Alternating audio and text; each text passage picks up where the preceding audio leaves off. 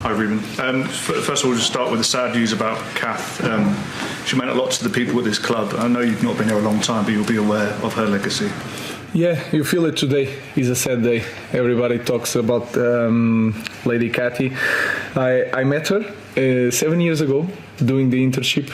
I was the lady behind the reception, and you feel it, the love, the way Darren Fletcher speaks about her. So he was a really important person here that represents everything this club is: the friendly, professional, taking care of everybody. So it's a sad day for us. Looking ahead to tomorrow's game, are there any players back or unavailable? We haven't heard about Victor Lindelof or Johnny Evans for a while. What's the situation with them? Johnny is still not training. Victor returned to training, but is not available for tomorrow. Maybe in the next game he'll be available. Licha and Kobe Minu returning for the team, so we are prepared for the game. Ruben, it feels, first under Ruben, then under you, that the club's made progress. But when Eric lost at West Ham, they were 14th, and now you're 13th. Do you feel as though that the improvement's not been translated into positions on the table or results yet? Yeah, and it's hard because it's very competitive, this league, and change all the time with just one result. And sometimes when you are doing progress, you do so much, and then you see it just this kind of result. And we have to pass this phase. So I can feel it the same way, because before this Arsenal game, you guys were asking about the top four, and now we return to this position. So nowadays it's like that. You have to manage expectation, and at the same time, when you have a bad result, you have to be calm and continue to do the job that we are doing. Is that the key to it? Because Ruben, you make lots of changes from match to match so far, and obviously you've explained why. But are you any closer to understanding what your best lineup can be now?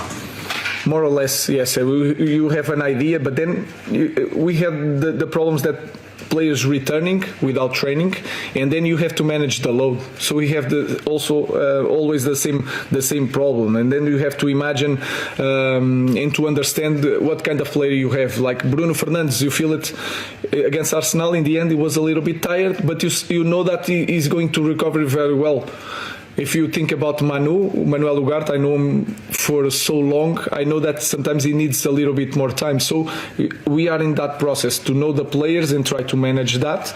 But we are getting closer to an idea, yes. Ruben, so many games for you already, very little time on the training pitches. But have you been impressed with how significantly United have improved out of possession?